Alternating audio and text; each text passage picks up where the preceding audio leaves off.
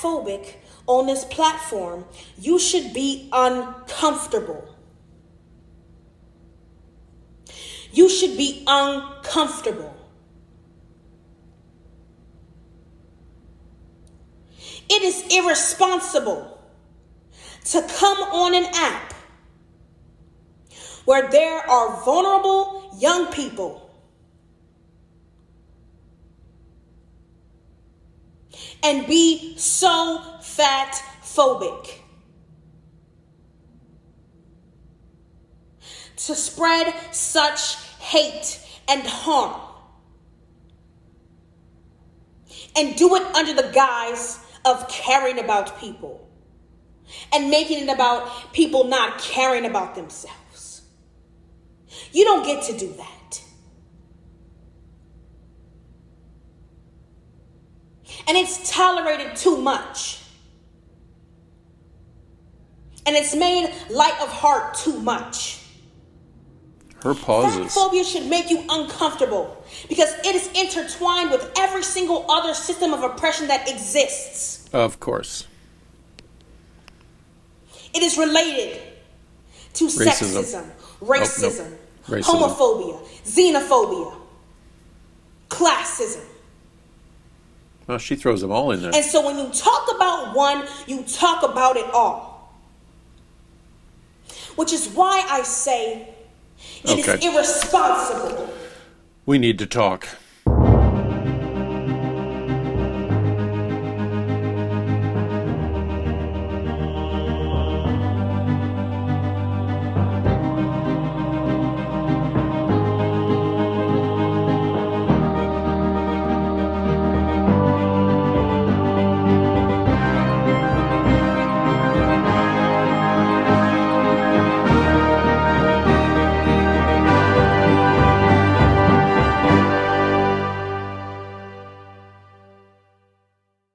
I have never had any intention of making this video series controversial or even addressing controversial topics, but it really is time to address a, no pun intended, growing problem, and that is the fat acceptance or body positivity movement. It's this idea that you are a wonderful, beautiful person, no matter your size.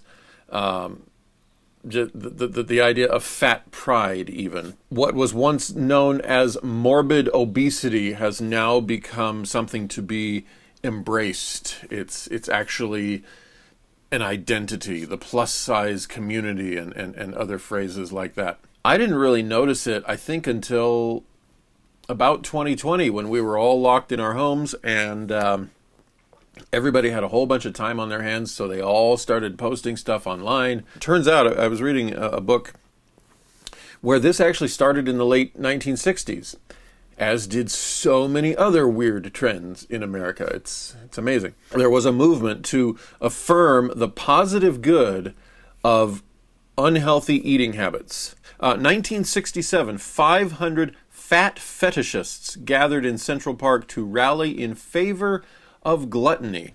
So yes, this mindset as a movement has been around for over 50 years now. But there is apparently a new aspect or a new element of that movement, and that is the term fatphobia or fatphobic. I did some online research, and that I can only find as far back as 2020. That part of it seems to be a very new invention. The problem I found when trying to pin down what people meant by it is that there seems to be no given definition. It doesn't have one set meaning. It's just a label that gets thrown wherever the thrower wants to throw it.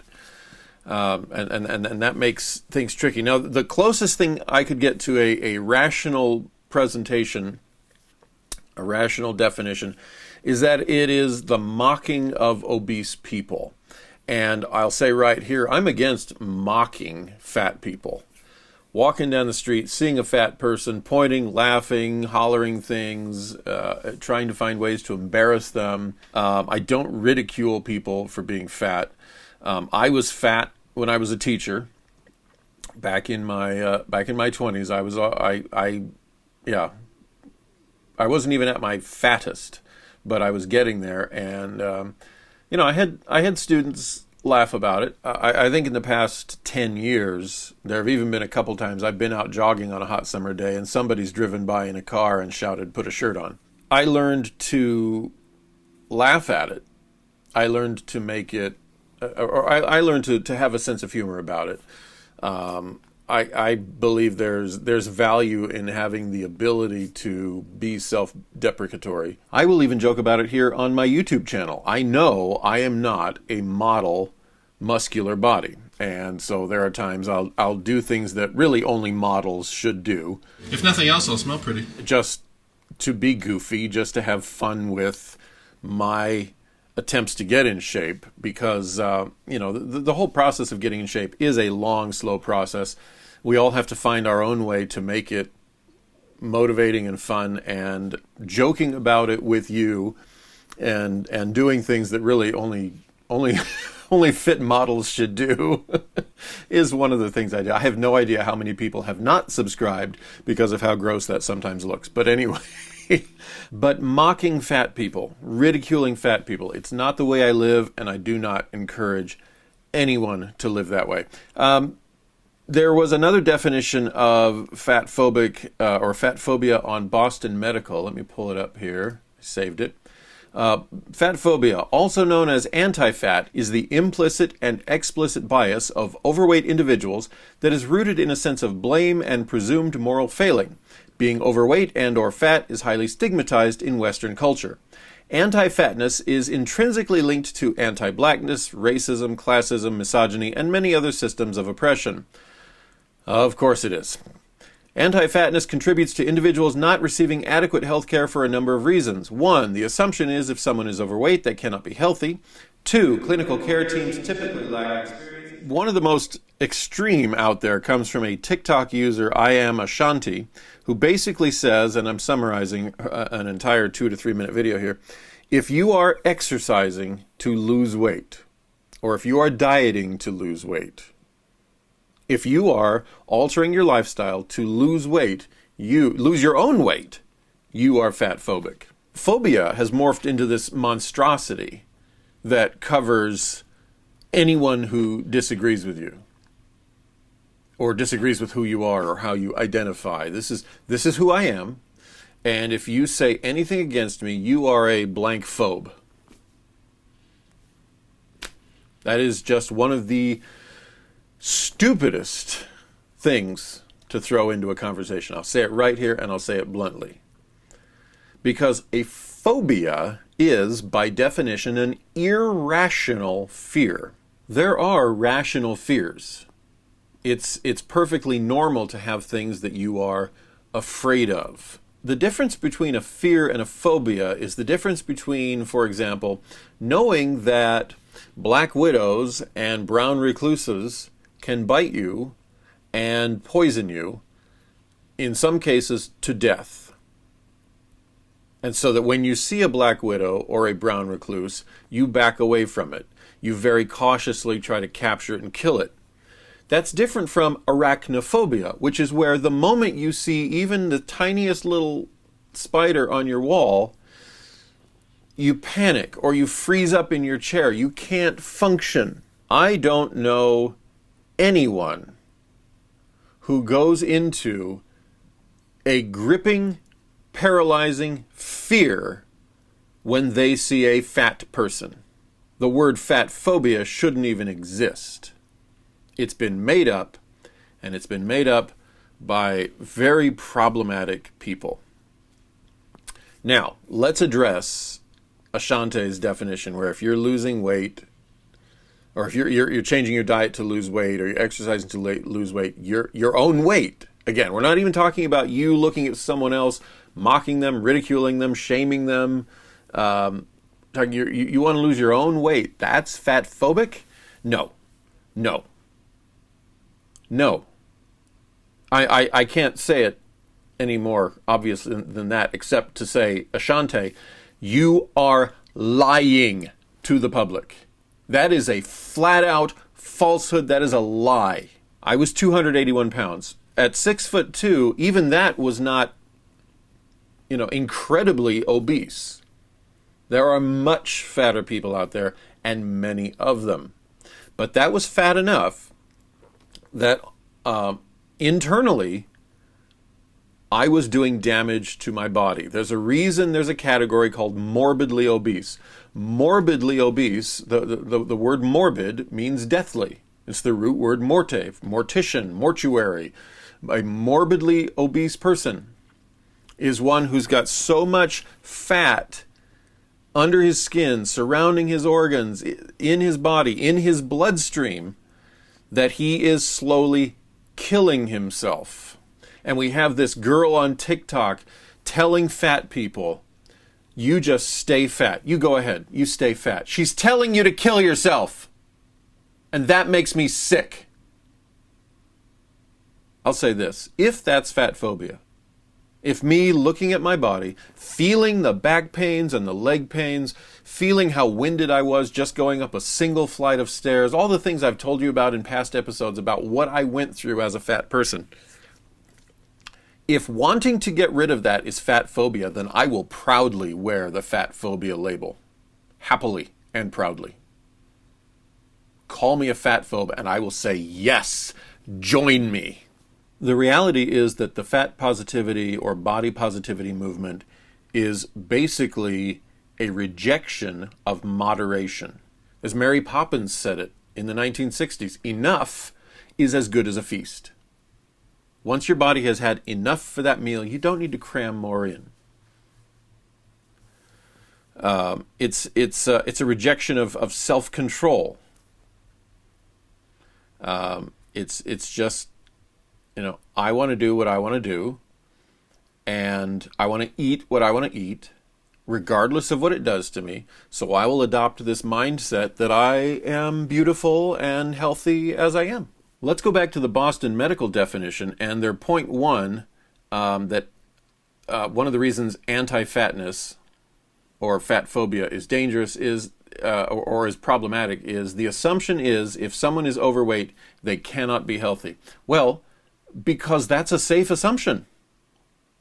Your body, my body, our bodies are not built to carry 20, 30, 40, 50, 60, 70, 80, 100, 150, 200 extra pounds of lard. Yes, I can look at a 300-pound fat man and say, before he ever gets to the Boston Medical Clinic, he is unhealthy. He is going to end up in a doctor's office or a hospital much earlier in life for obesity-related diseases. And then all that weight, if he doesn't get rid of it, it's going to be problematic later. I stopped to think as I was taking notes for this. I don't recall the last time I saw a 70-year-old obese man. It doesn't mean they don't exist, but I haven't seen them. Why? Because by 70, your bone structure is getting weak.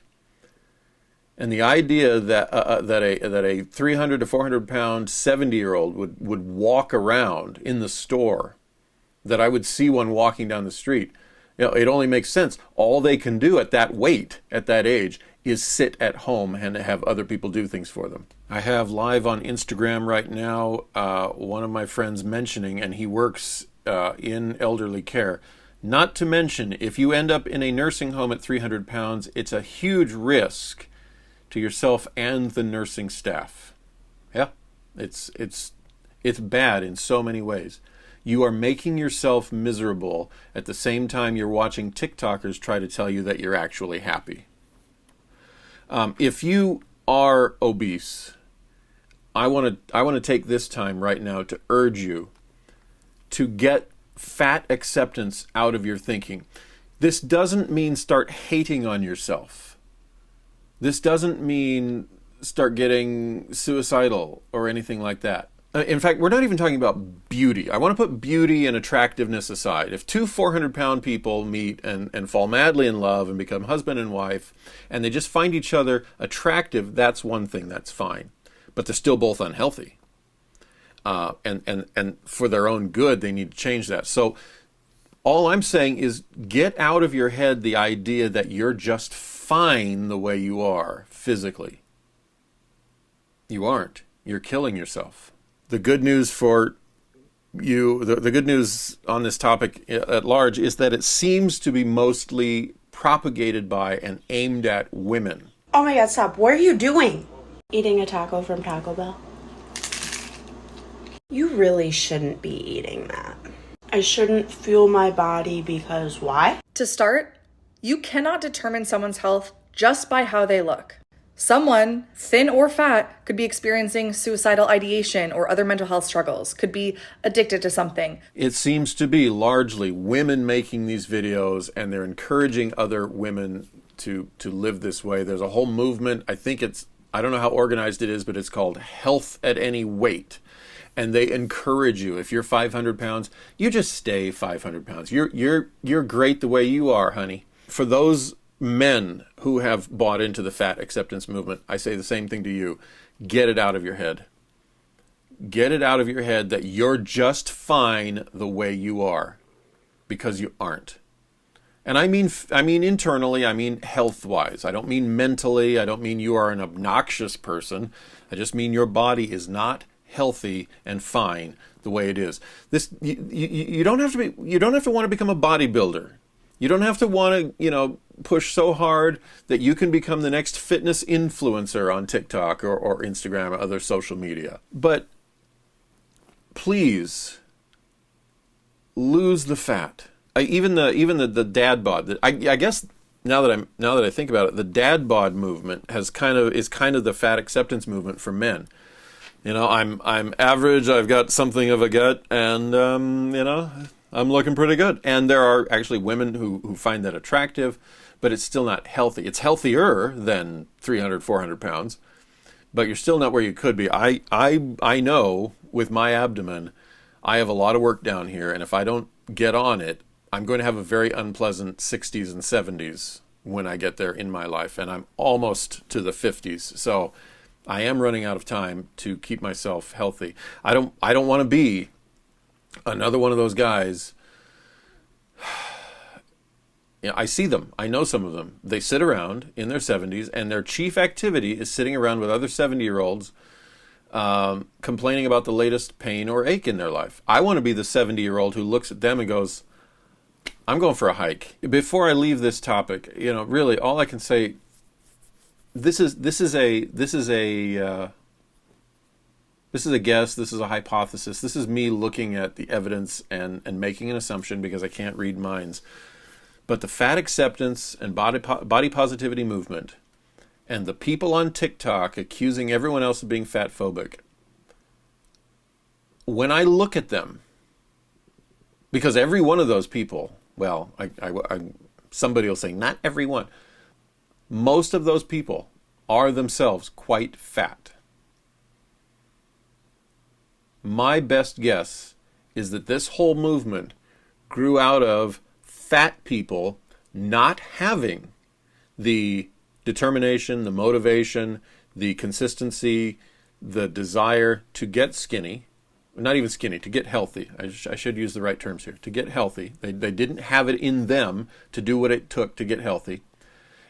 So to get rid of the guilt, to get rid of the bad feelings, they started pointing at everyone else saying, you're the problem. And then they started encouraging their fat friends to revel in their fatness. So they surrounded themselves with an echo chamber of fat is beautiful, fat is healthy.